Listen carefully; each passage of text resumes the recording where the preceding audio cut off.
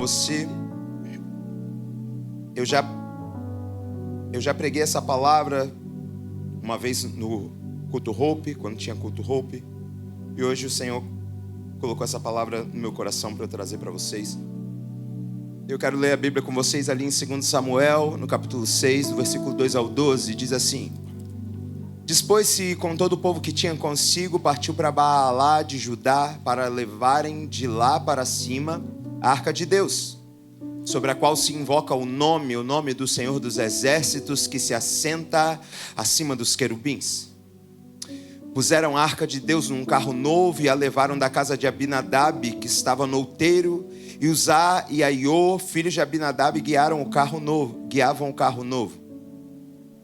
Levaram-no com a arca de Deus da casa de Abinadab, que estava no outeiro, e Aiô ia adiante da arca. Davi e toda a casa de Israel alegravam-se perante o Senhor com toda a sorte de instrumentos de pau de faia, com harpas, com saltérios, com tamborins, com pandeiros e com símbolos.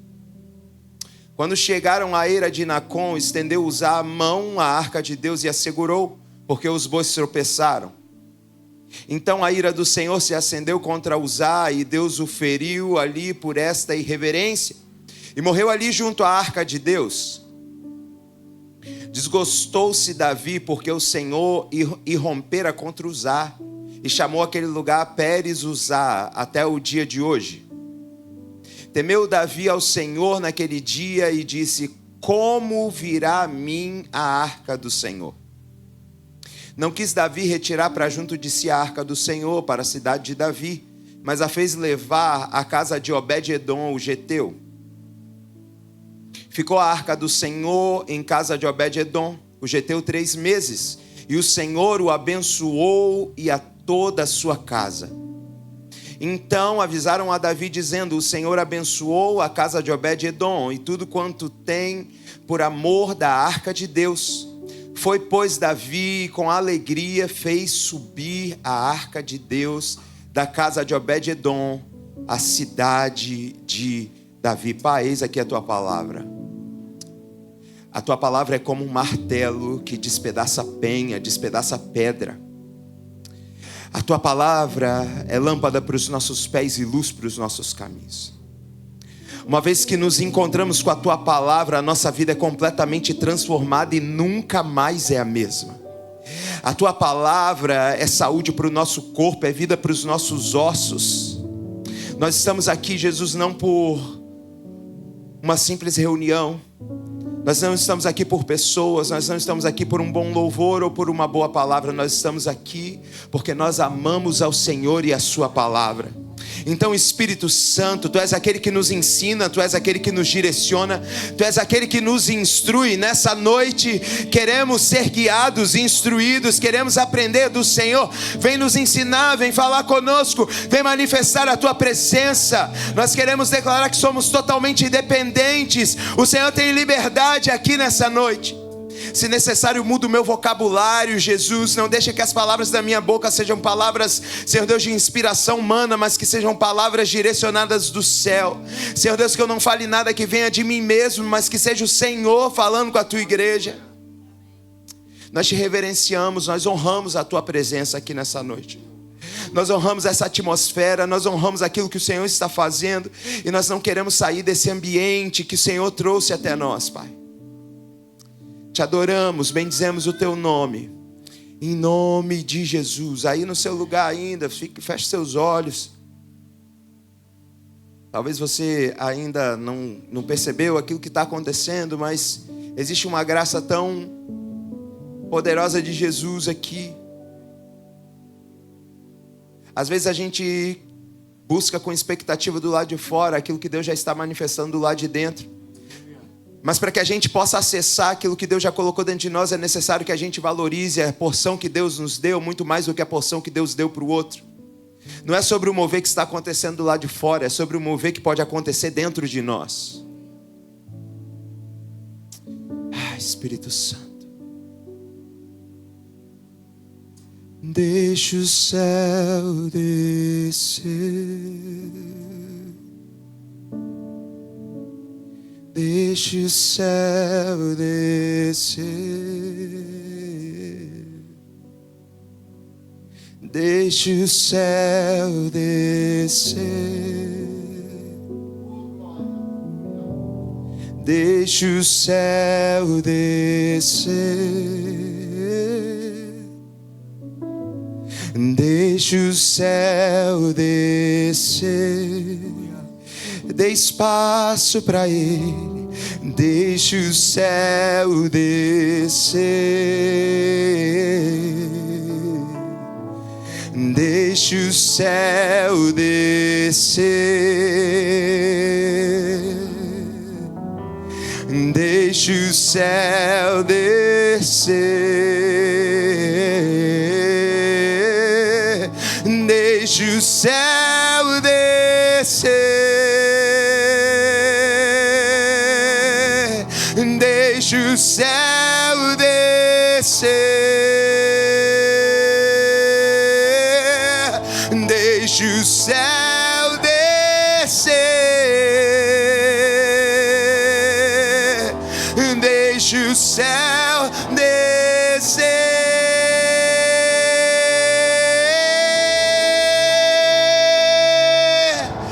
Teu é o reino, teu é o poder e tua para sempre e sempre teu.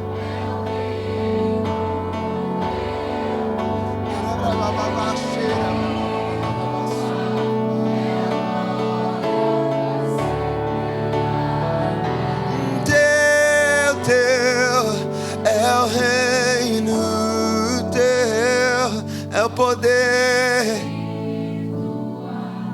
é a glória para sempre. Teu é o reino, tua é a glória para sempre. Amém. É tudo para ti, Jesus. Se não for pela tua presença, nada disso tem valor. Se não for pela tua presença, nada disso tem valor. Se não for pela tua presença, nada disso tem valor. Porque nós de nós mesmos não temos nada para oferecer. É o Senhor em nós, é Cristo em nós, a esperança da glória. É a tua presença em nós que faz a diferença. É a tua unção que faz a diferença. É o teu derramar, é o teu fluir que faz a diferença. E nessa noite é isso que nós queremos, Pai. Em nome de Jesus, em nome de Jesus, em nome de Jesus. Nós lemos aqui um texto que eu gosto muito, que fala sobre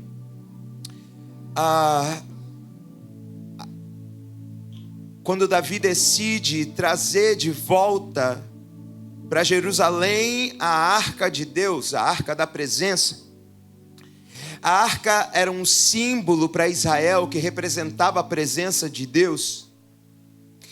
E eles usavam aquela arca e levavam para a guerra, e enquanto aquela arca estava, a presença de Deus estava ali simbolizada, o povo vencia.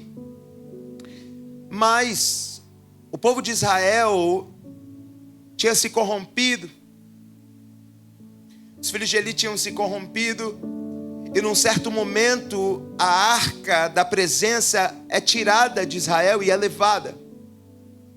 Durante muito tempo a arca ficou longe de Jerusalém. Só que eu não tenho como falar, porque senão a gente vai perder muito tempo falando sobre isso, mas você pode ler aí nos capítulos anteriores. A arca foi levada e o povo que levou a arca começou a ser ferido pelo Senhor, porque eles estavam mantendo a presença de Deus longe de Jerusalém, e eles não tinham autorização para poder tocar na arca, para poder estar diante da arca. Mas o certo é que Saul não se preocupou em trazer de volta aquilo que simbolizava a presença de Deus, e a arca ficou muito tempo fora. Até um dia que Davi se lembrou, passou o reinado de Saul, entrou o reinado de Davi, Davi se lembrou que a arca da presença tinha sido levada. E ele falou: a gente precisa trazer de volta a presença de Deus. A gente precisa correr atrás e trazer de volta. Onde é que está a arca? Vamos lá atrás da arca. E a arca estava na casa de Abinadab. E Davi decide ir até a casa de Abinadab para poder trazer a arca de volta. Os inimigos que levaram a arca não quiseram manter a arca e mandaram a arca de volta para Israel em carros de boi. Porque a arca começou a ferir eles com doenças, com furúnculos, né? E para eles era nocivo estar diante da presença de Deus. Mas o povo de Israel meio que tinha se esquecido daquilo que era o símbolo da presença. Mas Davi, um belo dia, está lá. Opa, a arca não está aqui, vamos trazer de volta. Então ele decide trazer de volta a arca. Só que eles decidem trazer a arca de volta da mesma forma que a arca foi trazida para Israel e foi levada em carros de boi. Só que quando a arca foi construída, existia um ritual, um passo a passo, um procedimento, uma ordem, um manual estabelecido por Deus para que a arca fosse levada. E a primeira coisa que constava nesse manual é que a arca não podia ser carregada de qualquer forma. Ela tinha que ser carregada através das madeiras que tinham. E o sacerdote tinha que carregar no ombro. Então exigia sacrifício, exigia limpeza, ele tinha que se purificar. Ele dava 6 passos, parava, sacrificava, lavava, trocava de roupa. Então era um procedimento muito minucioso. Só que Davi decide trazer a arca da mesma forma que o povo inimigo tinha levado, desonrando a presença de Deus. A presença de Deus, ela não é carregada através de artifício. A presença de Deus, ela não é carregada através de notas bonitas, através de palavras bonitas, através de um belo discurso, através de um show, através de luzes. Não, a presença de Deus continua sendo carregada nas costas. Não tem como você querer terceirizar a forma de se carregar a presença. Ela vai ter que continuar pesando sobre seus ombros. E se não pesa, não é o jeito de Deus. Para carregar a arca tem que estar disposto a machucar o ombrinho, segurar o peso, pagar o preço. E deixa eu te dizer, da forma de Deus: 6 passos, para, sacrifica, se purifica, troca de roupa. 6 passos, para, sacrifica. E assim sucessivamente. Só que eu não quero me atentar a isso nessa palavra. A Bíblia vai dizer que Uzá toca na arca porque os bois tropeçaram. Uzá sabia a forma com a qual a arca deveria ser tratada, porque a arca passou muito tempo na casa de seu pai. Só que ele tocou e foi fulminado pelo Senhor. Triste, né? Triste, mas ele sabia que ele não podia tocar. A arca vai parar em frente à casa de um homem. E é aqui que a gente começa a refletir acerca disso. A Bíblia vai dizer que os bois tropeçaram e Davi decide deixar a arca na casa de um homem, Obed-edom. A Bíblia não fala muito sobre o passado de Obed-edom, mas ele surge na história bíblica como alguém que abriu as portas da sua casa para receber a presença de Deus. Obed-edom não tinha a obrigação, mas talvez conhecendo a história e sabendo o que aquilo significava, ele fala: eu vou abrir a porta da minha casa e vou receber a presença. Ele recebe a presença de Deus, mas o mais legal disso tudo é que a Bíblia vai dizer que passado 3 meses, chega até Davi uma fofoca, uma notícia. Porque tem gente que é assim, que não consegue ver o outro prosperar, que quer falar da prosperidade alheia. Aí foram lá e falaram para Davi: Davi, você não está sabendo. Sabe, Obed-edom, onde ficou a arca, está prosperando, menino. Tá um trem de doido, ó. A casa dele não é mais a mesma casa. Sabe aquela casinha feia que ele tinha? Já reformou tudo. Já reformou, comprou carro novo.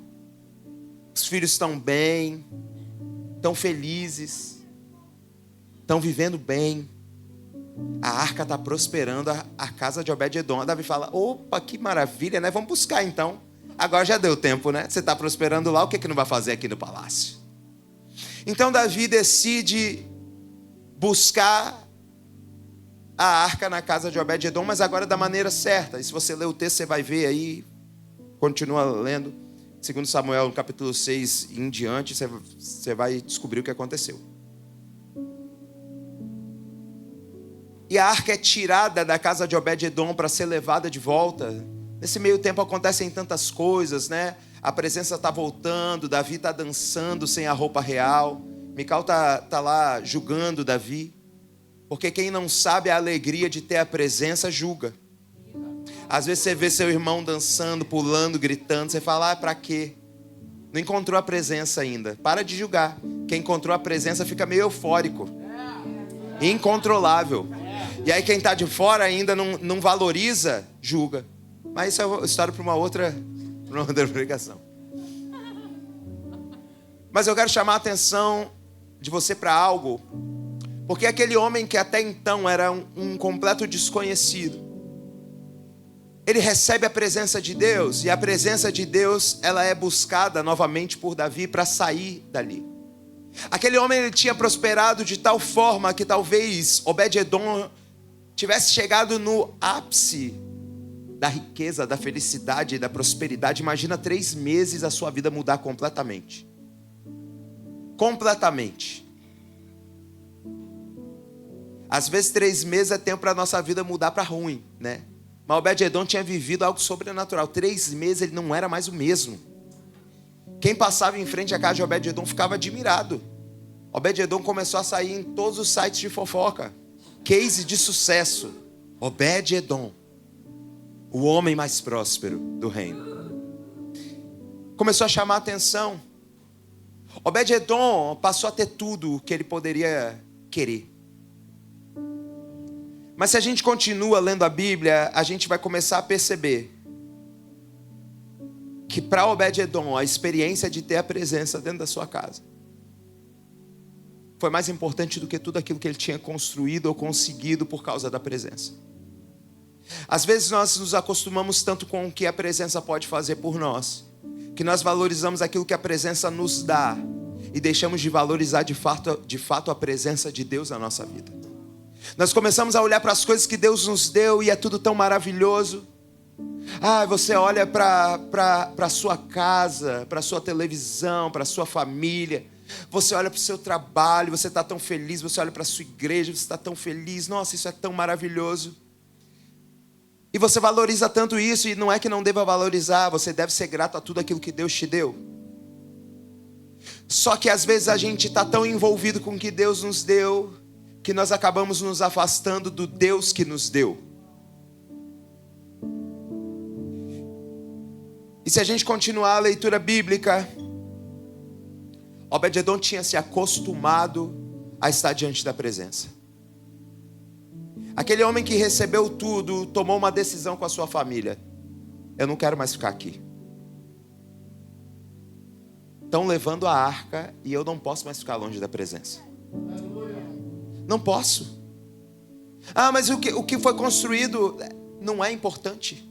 O importante é a presença. E talvez você nunca tenha parado para reparar na sua leitura bíblica o que começa a acontecer com Obed-edom. Obed-edom começa a ser citado nos próximos capítulos no livro de Crônicas. Obed-edom é aquele homem que não era ninguém, que teve a arca dentro da sua casa, abandona tudo. Em 1 Crônicas, no capítulo 15, do versículo 17 e 18, diz assim: designaram, pois, os levitas Emã, filho de Joel, e dos irmãos dele Asaf, filho de Berequias, e dos filhos de Merari, irmãos deles Etam, filho de Cusaías. E com eles seus irmãos da segunda ordem, Zacarias, Bene, Jaaziel, Semiramote, Jeiel, Uni, Eliabe, Benaia, Maazéias, Matitias, Elifeleu e Miqunéias, e os porteiros Obed-edom e Jeiel. Obed-edom era só um desconhecido, mas agora Obed-edom está sendo citado como um dos porteiros que guardavam o lugar onde a arca da presença estava. Obed-edom viveu talvez o maior tempo de prosperidade da sua vida. Ele acumulou riquezas, a sua família agora não era mais do mesmo jeito, mas quando a arca é tirada, Obed-edom não vê outra saída senão abandonar tudo que ele tinha conquistado, porque mais importante do que aquilo que a presença podia dar para ele era continuar diante da presença. Você vai ver agora Obed-edom sendo citado como um dos porteiros que guardavam a presença. Obed-edom decidiu que ele não queria mais viver longe daquilo que tinha capturado a alma dele, capturado o coração dele. A Bíblia não diz sobre o que a arca provocou na casa de Abinadab durante 20 anos. 20 anos na casa de Abinadab. A Bíblia não fala que teve nada. Mas 3 meses na casa de Obed-edom foi o suficiente para que a casa de Obed-edom fosse abençoada e prosperasse. Talvez a diferença estava na forma como Abinadab tratava a arca de Deus. De repente Abinadab, a arca chegou na casa dele, ele não esperava. Chegou uma arca aqui. Vou fazer o seguinte: sabe aquela garagem que eu tenho? Vou colocar a arca ali, num cantinho que não atrapalhe ninguém. Eu tenho uma lona para não dar poeira, então vou jogar a lona. E escondia a arca. Talvez esse era o comportamento dele. Eu imagino que Obed-edom pensou: a presença de Deus está dentro da minha casa. Espera aí, deixa eu afastar isso aqui, vou afastar esse móvel, vou afastar isso aqui. Espera aí que eu estou construindo um lugar para a presença. Eu não quero que ela fique num canto, eu não quero que ela fique na garagem. Eu não quero que ela fique escondida. Eu vou preparar aqui, no meio da sala. Quem chegar, quem abrir a porta vai dar de cara com a presença. Quem entrar vai ver que o que orna a minha casa é a presença de Deus. Não coloca pano. Eu quero que todo mundo veja, eu quero que todo mundo saiba: a presença de Deus está aqui dentro da minha casa.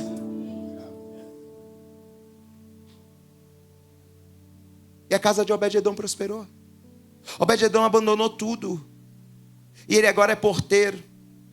Ele está lá, junto com Jeiel, diante da porta. E ele está fiscalizando quem entra e quem sai da presença. Às vezes, quando a porta abre, alguém entra, ele consegue dar uma olhadinha pela fresta. E talvez ele olhe e fale: durante 3 meses nós estivemos tão próximos. Durante 3 meses, você era a coisa mais importante dentro da minha casa. E agora eu estou aqui na porta do lado de fora. Para alguns maravilhoso, para Obed-edom não era suficiente. Espiar a presença de Deus pela fresta não era suficiente. Ele estava acostumado com intimidade. A arca tinha ficado dentro da casa dele. Então, quando a gente vê em 1 Crônicas, no capítulo 15, do versículo 19 ao 21, diz assim: assim os cantores Emã, Asaf e Etã se faziam ouvir com símbolos de bronze. Zacarias, Aziel, Semiramote, Jeiel, Uni, Eliabe, Maazéias e Benaia com alaúdes em voz de soprano. Matitias, Elifeleu, Miqunéias, Obed-edom, Jeiel e Azazias com harpas em voz de baixo para conduzir o canto. Obed-edom pensou: ser porteiro não é o suficiente para mim. Eu preciso de algo que me aproxime da presença. Já sei. Vou aprender um instrumento. Vou aprender um instrumento, porque se eu aprender um instrumento, eu vou estar num outro lugar, é mais perto. Ser porteiro não está sendo suficiente para mim. Vou aprender um instrumento, vou aprender a cantar, e agora eu vou servir diante da arca. Eu vou me tornar um músico para poder adorar diante da arca. Um Zé Ninguém, um desconhecido. Ninguém sabe de onde veio, para onde vai. Está buscando algo mais de Deus. Eu já provei uma vez e eu não estou satisfeito. A porta não é suficiente para mim. Eu quero servir diante da presença e ele se torna um músico. Que maravilha, né? Se isso fosse suficiente, seria maravilhoso. Ali existiam os turnos e aí os músicos revezavam. Eu acho que ser músico não está suficiente. 1 Crônicas, no capítulo 15, versículo 24, vai dizer assim: Sebanias, Josafá, Natanael, Amasai, Zacarias, Benai e Eliezer, os sacerdotes, tocavam as trombetas perante a arca de Deus. Obed-edom e Jeías eram porteiros da arca, não porteiros da arca do lado de fora. Algumas versões vão dizer que eles se tornaram guardiões da arca. Eles não estavam mais do lado de fora, eles não estavam mais cumprindo alguns turnos. Agora eles estavam diante da arca, protegendo a arca pessoalmente. Aqui, ó, próximo. A mesma coisa que ele fez na casa dele, ele está dizendo: eu vou fazer aqui. Eu vou ser um guardião da presença de Deus. E ele está ali servindo como um guardião da presença de Deus. Maravilha, maravilha. Mas ainda não era suficiente.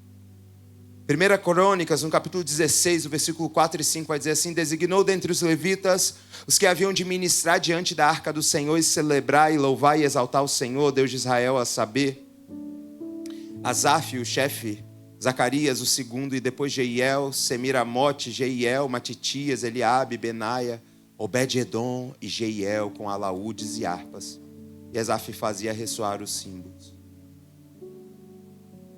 Ele sai da condição de apenas um músico e agora ele é um ministro diante da arca de Deus. Ele está preparando tudo para que o nome do Senhor seja adorado. Não, eu sou um ministro. Agora eu não só guardo, eu não só toco, agora eu ministro diante da presença de Deus.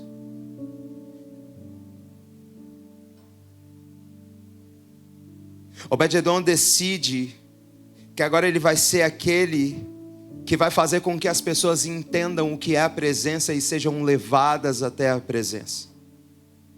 Obed-edom entendeu que não era só suficiente estar perto, não era só suficiente tocar, não era só suficiente cantar, não era só suficiente guardar. Ele falou: não, eu preciso ser um ministro, eu preciso fazer com que as pessoas entendam e acessem a presença que um dia eu tive acesso. E ele começa a ministrar diante do Senhor. Mas você acha que ele está satisfeito? 1 Crônicas, no capítulo 16, do versículo 37 e 38, vai dizer: então Davi deixou ali diante da arca da aliança do Senhor Asaf e a seus irmãos para ministrarem continuamente perante ela, segundo se ordenara para cada dia.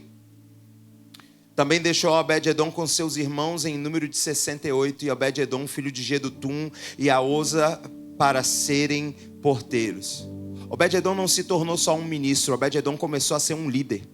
Obed-edom entendeu que a presença era tão importante, que era mais valioso do que tudo, que ele falou: não adianta só ministrar, agora eu vou começar a ser um referencial, porque eu vou começar a fazer discípulos assim como eu, pessoas que decidiram largar tudo, abrir mão de tudo para perseguir a presença de Deus. E agora Obed-edom está liderando 68 pessoas que serviam diante da arca da presença de Deus. Nós vemos uma progressão na busca. Obed-edom não se contentou com 3 meses, ele passou a ser um perseguidor da presença de Deus. Aonde a presença de Deus estava, Obed-edom não. Isso aqui não é suficiente. Você vai servir durante 2 horas. 2 horas não são suficientes. Você vai servir durante 4 horas. 4 horas não são suficientes. Deixa eu te dizer, você vai ficar num turno de 8 horas. 8 horas não são suficientes. Eu quero fazer hora extra diante da presença. Vai ficar 12 horas. 12 horas não são suficientes. Eu quero ser aqueles que adoram continuamente. Adorar continuamente não é o suficiente. Eu quero que outras pessoas sejam contagiadas pela presença que me capturou. Eu quero que essas mesmas pessoas comecem a amar a presença da mesma forma que eu amo a presença, a ponto de fazer com que tudo perca o valor pela presença.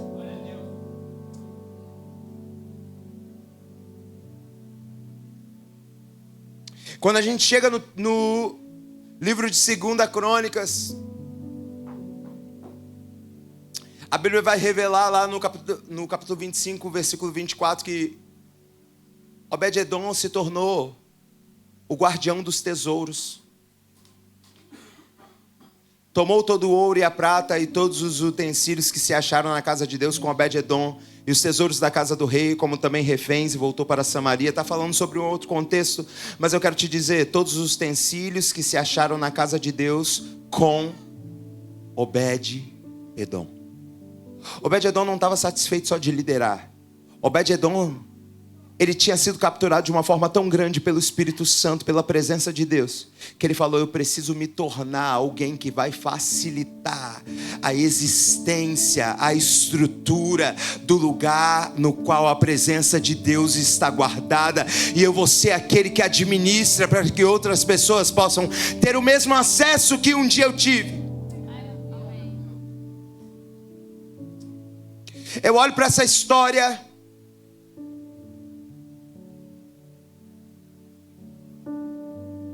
Obed-edom tinha a presença de Deus, manifesta de forma simbólica do lado de fora, mas na realidade que nós vivemos hoje, de uma nova aliança, a presença veio para dentro de nós. E muitas vezes nós podemos valorizar ou não. Às vezes nós passamos o dia todo e não paramos para valorizar a presença que foi colocada em nós. Às vezes nós chegamos no culto e nós achamos tão over o irmão que sapateia, grita e pula. Achamos que é demais. Talvez ele tenha provado de um nível da presença que não foi o nível que nós experimentamos.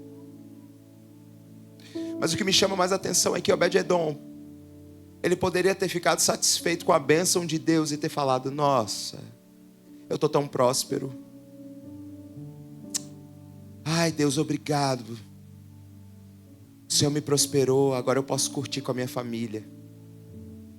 Ah, levaram a arca, poxa, não, mas ficou aqui o dinheiro. Vamos curtir, família.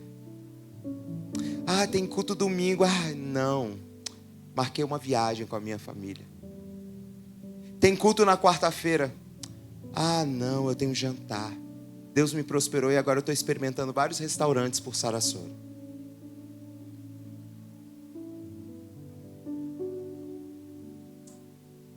Ah, Deus me deu um negócio, Ele me prosperou tanto. Vamos fazer carisma sábado? Não. Eu tenho que cuidar do negócio que Deus me deu. Ah, vamos no culto? Ah, não, é porque eu preciso trabalhar. Deus me deu um negócio, Ele está me prosperando. Não tem mais tempo para Deus. Porque agora eu preciso cuidar do negócio que Deus me deu. E aí se eu não trabalho, não tem. Aí eu não posso vir no culto, porque agora eu tenho que cuidar. Cuidar das coisas que Deus me deu. Desprezamos a presença por causa daquilo que a presença pode nos dar. Você pode pensar, isso é tudo tão maravilhoso. Isso é tudo, Deus prospera, irmão. Deus prospera. Deus quer fazer do seu business um business próspero. Se você entender para que Deus te colocou nessa terra, prosperidade sobre sua vida. Agora, se o trabalho está roubando o lugar da presença no seu dia a dia, problema, alerta. A presença é mais importante do que qualquer riqueza, do que qualquer bem. A presença é mais importante do que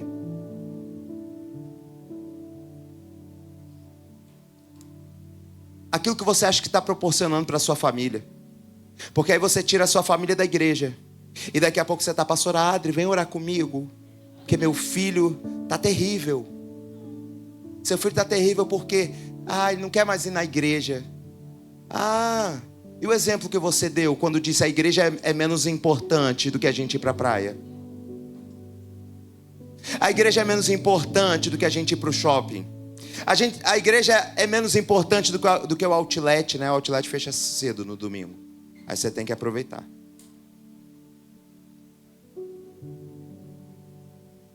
Deus ainda procura pessoas que se desesperem pela sua presença. Deus ainda procura pessoas que são dispostas a dizer não para $200 por causa da presença dele. Dizer não para 300, 400, 500, 1000. Deus ainda está procurando pessoas que valorizam mais a presença do que dinheiro. Valorizam mais a presença do que um churrasco. Deus ainda está procurando pessoas que valorizam a presença mais do que qualquer coisa que você possa alcançar, construir humanamente.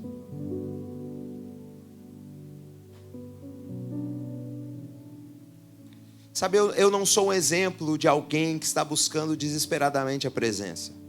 Eu acho que eu estou longe disso ainda.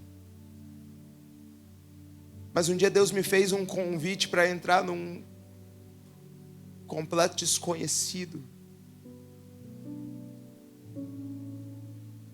para ver algo um pouco mais intenso na presença dele.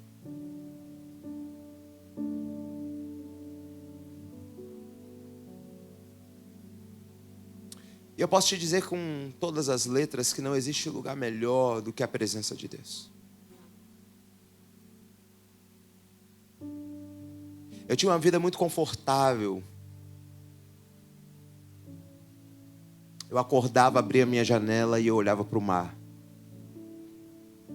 Maravilhoso. E onde eu morava, então, se você visse o nascer do sol, o sol nasce do mar, assim. É uma coisa linda. Era maravilhoso. Era maravilhoso poder viajar 3 vezes por ano, fazer viagens internacionais, comprar e comer onde eu queria. Todos os dias eu comia em algum lugar fora. Era maravilhoso. Tudo isso perdeu o valor diante da presença dele. Eu não estou falando isso porque eu sinto falta disso. Eu estou falando isso para você porque diante de perseguir a presença, pode ser que você ache que você está perdendo coisas. Mas você não está perdendo coisas. Você está ganhando algo muito mais valioso. Da mesma forma que eu posso te contar aquilo que eu perdi, eu posso te contar aquilo que em 2 anos Deus fez na minha vida. Eu posso te contar milagre que eu vivo toda semana.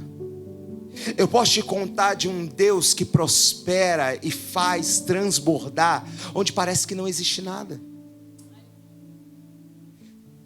Mas nada disso tem sentido se você não tiver a convicção de que a presença dele está com você todos os dias. De que você, quando acorda, você entende que a sua casa é um lugar que guarda a presença. Você é um lugar que guarda a presença. E quando você acorda, a primeira coisa que você faz é dizer: bom dia, presença de Deus que me cerca, que me preenche, que me cobre, que está aqui e de todos os lados. Você precisa entender que na sua casa, a sua casa é um lugar onde a presença de Deus é guardada. Você é um lugar onde a presença de Deus é guardada. E muito mais importante do que qualquer coisa exterior é a presença de Deus dentro de você. Eu quero te convidar a se colocar de pé. Talvez você não conseguiu glorificar tanto hoje.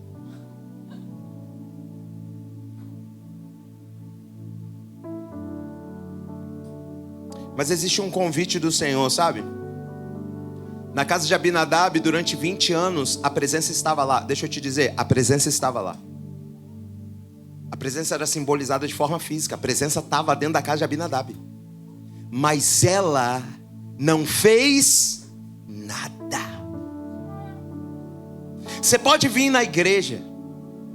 Você pode ser usado. Você pode falar em línguas. Você pode ser a pessoa mais crente, top que eu conheço aqui. Mas se você não está disposto a valorizar a presença de Deus dentro de você, não adianta nada. Não adianta nada. O que vai nos diferenciar é o quanto nós valorizamos a presença. É o quanto nós estamos dispostos a honrar a presença de Deus. Eu quero que você feche os seus olhos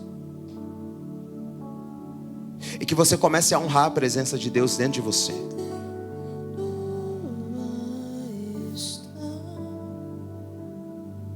Cada dia mais satisfeito. A presença antes estava num santuário, estava ali naquela arca, e um véu separava. A presença era só para alguns, mas nessa nova realidade, a realidade que Deus nos colocou hoje, a presença é para todos nós. Ela não está mais simbolizada num lugar. A presença saiu e ela veio fazer morada dentro de nós.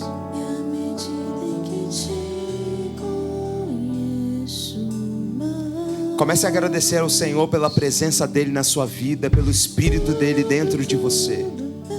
Comece a estar consciente de que você carrega algo muito precioso dentro de você, e é necessário que você valorize, porque só acessa aquilo que a presença pode dar, e não só financeiramente, porque Deus não quer só te dar dinheiro, Deus não quer só te dar bens, Deus quer te dar paz de espírito, Deus quer te dar alegria, Deus quer te dar sono, Deus quer te dar um propósito, Deus quer te dar uma missão, Deus quer te levantar nessa terra, Deus quer fazer com que você seja um agente da presença dEle aqui. E muito mais importante que dinheiro é a presença, muito mais do que bens, muito mais do que relacionamentos superficiais. Obrigado, Jesus, pela tua presença. Obrigado pela tua presença, Jesus.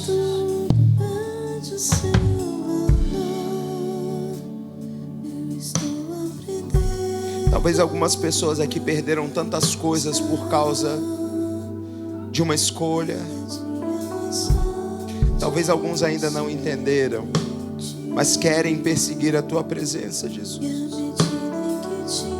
Nós não queremos ser aqueles que ficam na porta, espiando o que acontece do lado de dentro.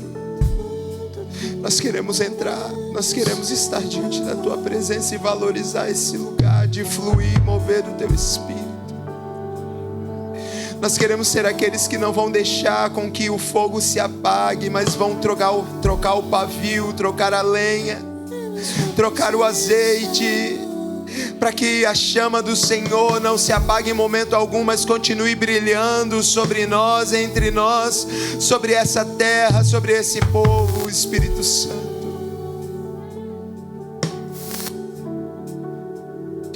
Que nós possamos encontrar satisfação na tua presença muito mais do que em coisas,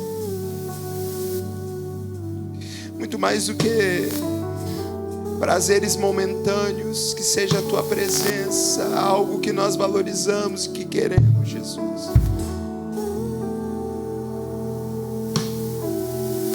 Honramos a tua presença, queremos a tua presença, Jesus.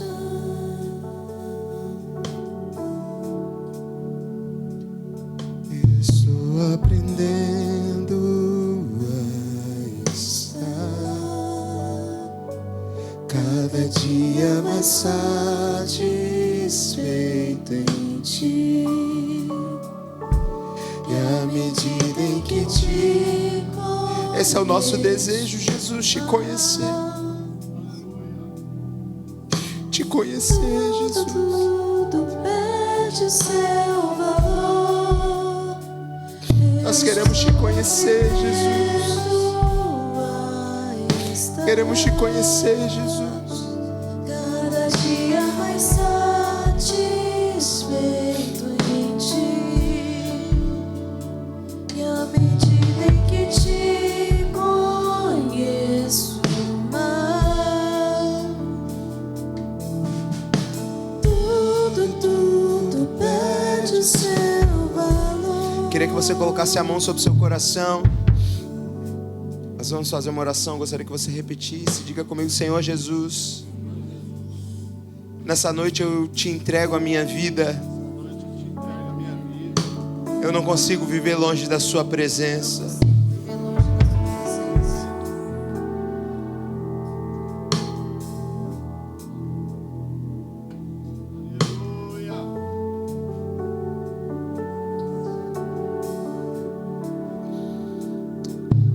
Eu te aceito, governa a minha vida, governa as minhas decisões. E eu que andei perdido, hoje eu volto na certeza de que o Senhor me aceita. De repente você está fazendo essa oração pela primeira vez, ou fazendo uma oração de alguém que decidiu retornar para a presença de Deus. Nós queremos te conhecer, queremos orar com você. Se você está fazendo essa oração de alguém que entendeu que não pode viver longe da presença de Deus, eu vou contar até 3 e eu quero te conhecer. 1, 2, 3. Existe alguém aqui nessa noite que quer tomar essa decisão? Não?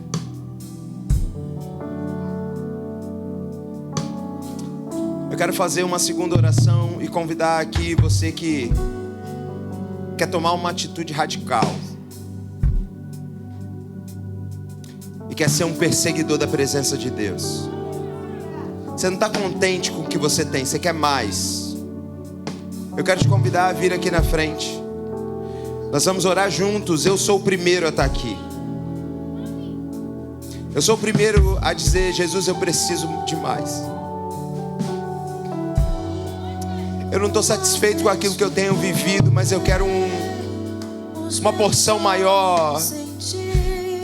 Eu não quero ser aquele que controla a porta da presença. Eu quero ser aquele que serve, que ministra, que impulsiona outras pessoas a estarem nesse lugar de devoção, de valorizar a presença de Deus. Nós sempre temos um pouco mais para poder descobrir, para poder ir. E eu quero orar com você.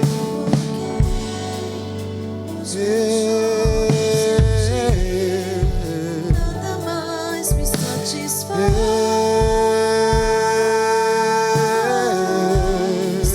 Uma vez que eu coloquei os meus olhos em ti, nada mais me satisfaz.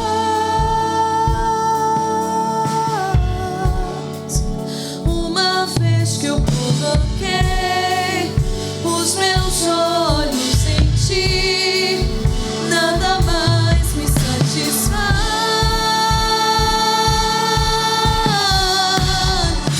Uma vez que eu coloquei os meus olhos em ti, nada mais me satisfaz. Eu continuo me fazendo a pergunta: o que será que Obed-Edom viu? O que será que Obed-Edom viveu nesses 3 meses a ponto dele decidir abrir mão de tudo?